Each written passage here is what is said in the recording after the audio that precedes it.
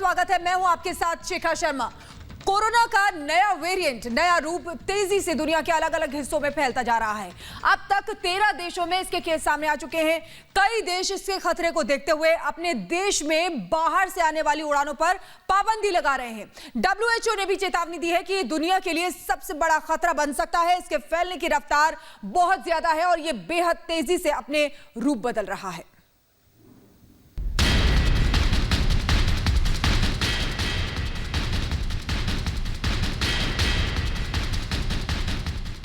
खतरा अभी टला नहीं है, बल्कि ये कहा जा रहा है कि वो और ताकतवर होकर वापस लौट आया है। कोरोना का नया रूप ओमिक्रॉन दुनिया को डरा रहा है। ये तेजी से फैल रहा है। एक के बाद एक नए देश में इसके केस सामने आ रहे हैं। 13 देशों तक पहुंचा ओमिक्रॉन।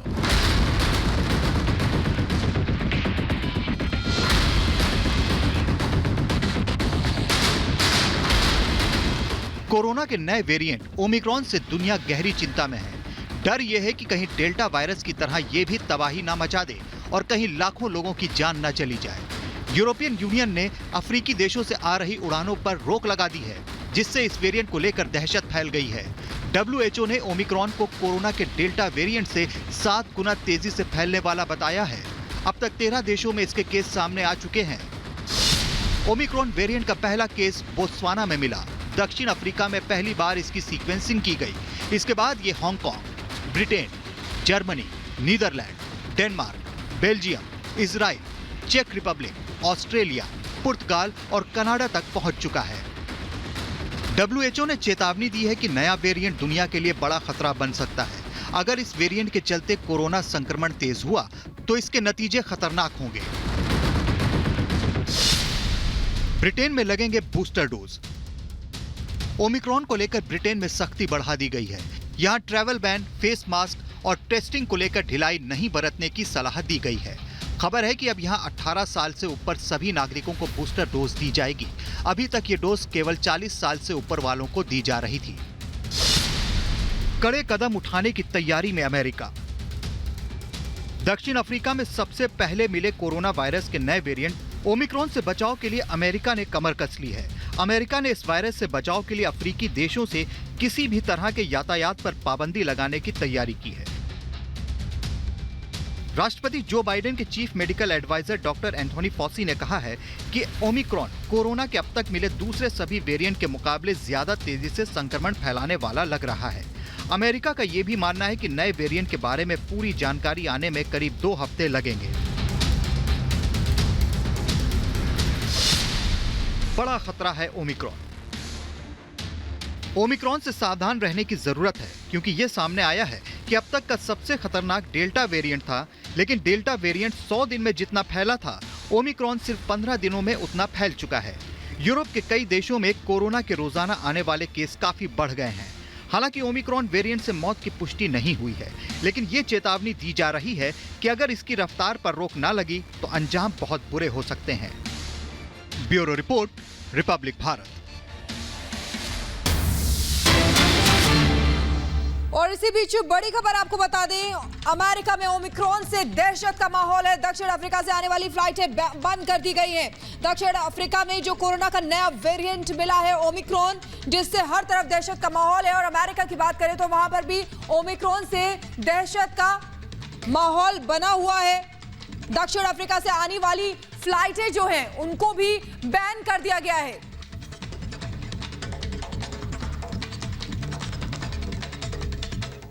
तो कोरोना के ओमिक्रॉन वेरिएंट को देखते हुए भारत सरकार भी अलर्ट पर है। भले ही हालात अभी काबू में बताए जा रहे हैं, लेकिन सरकार जानती है कि जरा भी चूक हुई तो हालात गंभीर हो सकते हैं और इसी के चलते अभी से तैयारी शुरू कर ली गई है। बाहर से आने वाले लोगों पर भी नजर रखी जाएगी।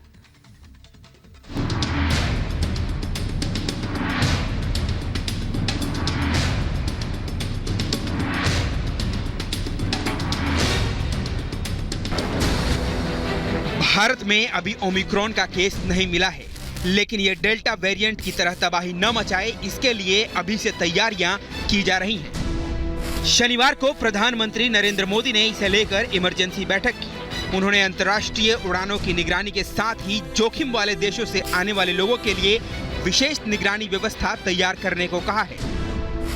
नए कोरोना वेरिएंट ओमिक्रॉन को लेकर सावधानी बरत रही केंद्र सरकार ने रविवार शाम को इंटरनेशनल पैसेंजर्स के लिए नई गाइडलाइंस जारी कर दी है।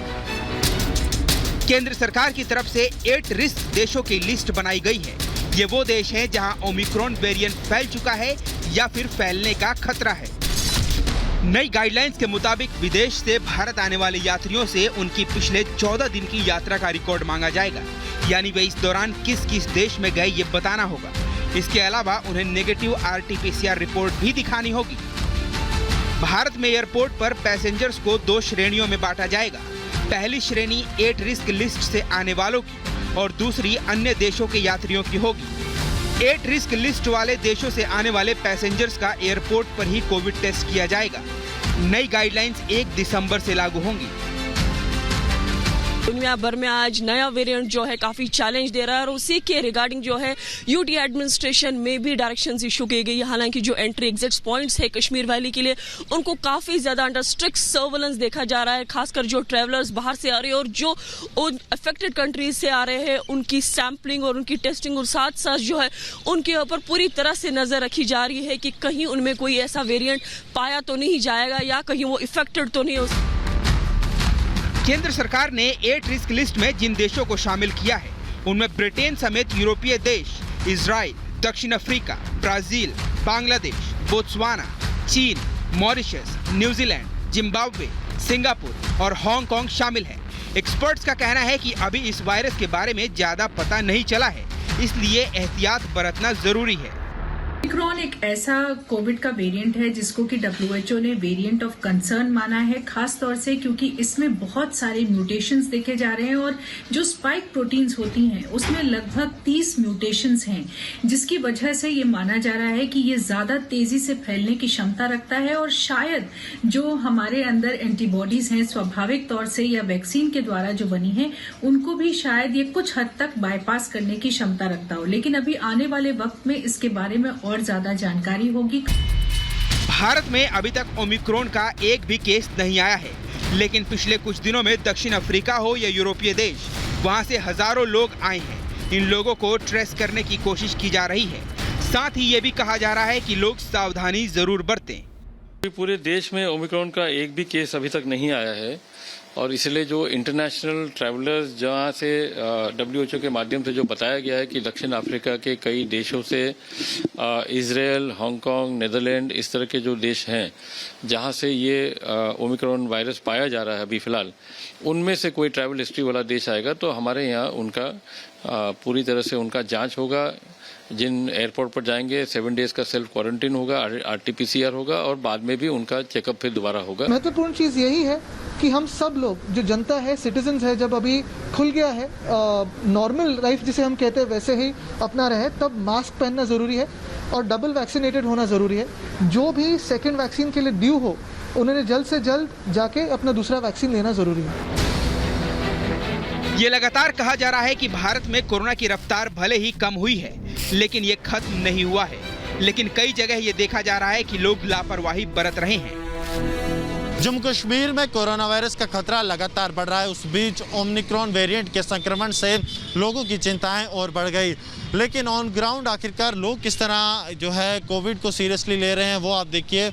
जो सतवारी इलाका है यहाँ पे कई लोग आपको दुकानों पे दिख जाएंगे जो कैमरा को देखकर सिर्फ मास्क लगाते हैं। कई ऐसे हैं दुकानदार भी जो बिना मास्क लगाए यहाँ पर घूम रहे हैं। गाड़ियों में लोग जो बाइक्स पर आ रहे हैं, जो रेड लाइट पर रुकते हैं, उनमें से भी कई ऐसे लोग हैं जिन्होंने मास्क नहीं लगाया है।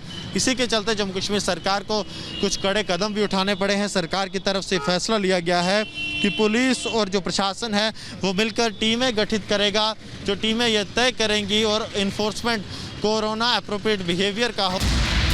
इस बीच कुछ इलाकों में एक ही जगह कोरोना के कई मामले सामने आए हैं। ऐसा ही हुआ है महाराष्ट्र में मुंबई के पास ठाणे के भिवंडी में। यहाँ एक वृद्धाश्रम में 60 से ज्यादा लोग कोरोना पॉजिटिव पाए गए हैं। सबसे बड़ी बात यह है कि इन सबको वैक्सीन की दोनों डोज लग चुके थे।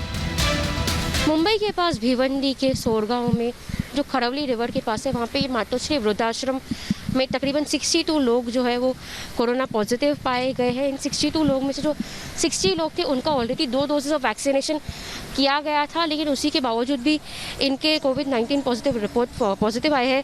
55 लोग जो थे इनमें से वो वृद्धाश्रम के इनमेट्स थे, यानी कि यहीं रहते थे। 5 लोग जो है वो यहाँ के स्टाफ है और 2 विजिटर्स थे। उन विजिटर्स में से एक प्रेग्नेंट वुमेन है और एक 2.5 साल की बच्ची भी है जिसे कोरोना हो गया, और इन सबको जो है थाने सिविल हॉस्पिटल में मूव कर दिया गया। ओमिक्रॉन वेरिएंट ने अभी भारत में दस्तक नहीं दी है, लेकिन पिछले कुछ दिनों से अलग अलग जगहों से कोरोना विस्फोट की खबरें आ रही हैं। Bureau report, Republic Bharat. और इसी बीच बड़ी खबर आपको बता दें, दक्षिण अफ्रीका से लौटा शख्स कोरोना पॉजिटिव पाया गया है। दक्षिण अफ्रीका से चंडीगढ़ आया था, जांच रिपोर्ट कोरोना पॉजिटिव निकली है। युवक के घर का एक सदस्य भी पॉजिटिव है, युवक की नौकरानी भी कोरोना पॉजिटिव है। इस समय आपको बता दें कि ओमिक्रॉन जो वेरिएंट है उससे दहशत का माहौल बना हुआ है, क्योंकि पिछले वायरस से 6 गुना ज्यादा ये खतरनाक वेरिएंट बताया जा रहा है। और एक तरफ दुनिया के सामने कोरोना के नए वेरिएंट का खतरा सामने है, तो वहीं कुछ जगह युद्ध का खतरा मंडरा रहा है। ऐसा लग रहा है कि चीन और ताइवान के बीच कहीं युद्ध ना शुरू हो जाए। आए दिन ऐसे संकेत आ रहे हैं। ताइवान के रक्षा मंत्रालय ने कहा है कि चीन के 27 विमानों ने रविवार को उसके रक्षा क्षेत्र में प्रवेश किया है।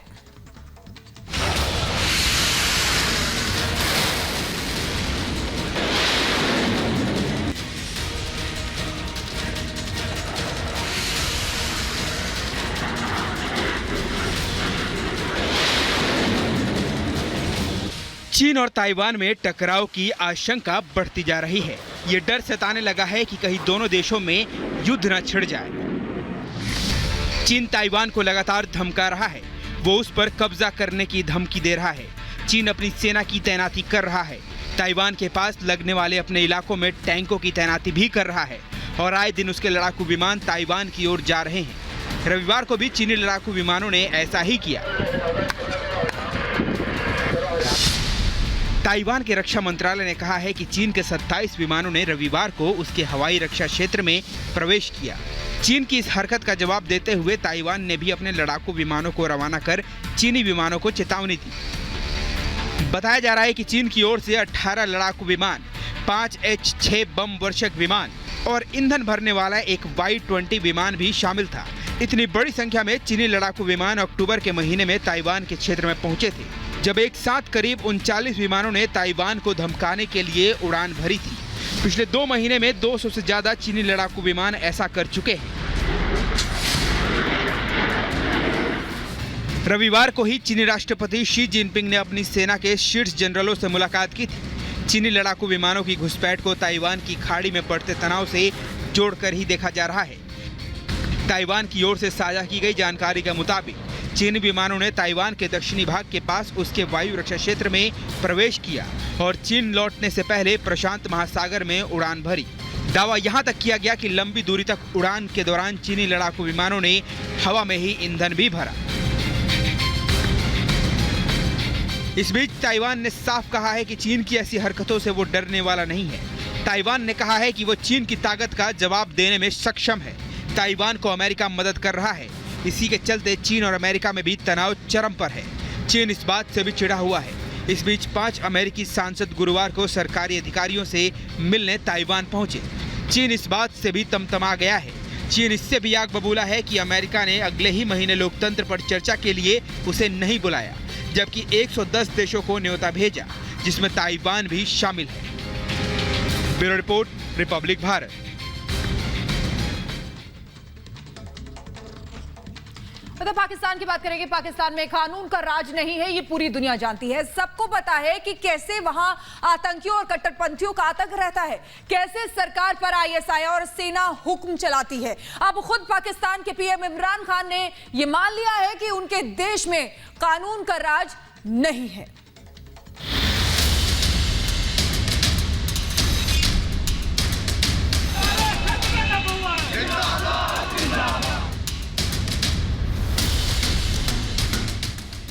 पाकिस्तान को नया पाकिस्तान बनाने का दावा करते हुए सत्ता में आए थे इमरान खान। वो देश के पीएम बने, लेकिन नया पाकिस्तान का वादा कहीं हवा में उड़ गया। आज के पाकिस्तान का चौतरफा हाल बुरा है। वहां आतंकी संगठन सिर उठा रहा है, जिन्होंने सरकार की हालत पतली कर दी है। आर्थिक मोर्चे पर चारों खाने चित हो रहा है पाकिस्तान। हर जगह मदद मांग रहे हैं पाकिस्तान के पीएम इमरान खान। पाकिस्तान में अल्पसंख्यकों पर लगातार हमले होते हैं। ऐसा लगता है कि सरकार कट्टरपंथियों के डर के साए में चलती है। पाकिस्तान में कानून का राज नहीं दिखता, और ये बात अब पाकिस्तान के पीएम खुद मान रहे हैं। जी हां, इमरान खान ने खुद माना है कि पाकिस्तान में कानून का राज नहीं है। पाकिस्तानी मीडिया के मुताबिक एक इंटरव्यू में इमरान खान ने कहा है कि परेशानी ये है कि कुलीन वर्ग ने संसाधनों पर कब्जा कर लिया है, जिसने बड़ी आबादी को उचित स्वास्थ्य देखभाल, शिक्षा और न्याय से वंचित कर दिया है। कानून का राज नहीं होने से पाकिस्तान उस ऊंचाई पर नहीं पहुंच पाया है जहां उसे होना चाहिए था। यानी इमरान खुद ये कबूल कर रहे हैं कि उनके देश में कानून का राज नहीं है। इस इंटरव्यू में वो ये भी कहते हैं कि कोई भी समाज तब तक अपनी क्षमता को हासिल नहीं कर सकता जब तक कानून का शासन ना हो। विकासशील देशों में सबसे बड़ी समस्या यही है कि अमीरों और गरीबों के लिए अलग अलग कानून हैं। इमरान ये मान रहे हैं कि उनके देश में कानून का राज नहीं है, वहीं उनके खिलाफ विरोध की आवाजें बुलंद होती जा रही हैं। इमरान की नीतियों का विरोध हो रहा है। जमीयत उलेमाए इस्लाम फजल यानी JUIF के अध्यक्ष मौलाना फजीलुर रहमान ने इमरान पर निशाना साधते हुए कहा है कि देश की अर्थव्यवस्था इतनी गिर चुकी है कि अब इसे संभालना मुश्किल हो जाएगा। लेकिन इमरान अपनी ही धुन में मस्त हैं, उनसे अपना देश संभल नहीं रहा। वो खुद मान रहे हैं कि पाकिस्तान में कानून का राज नहीं है। Bureau report, Republic Bharat.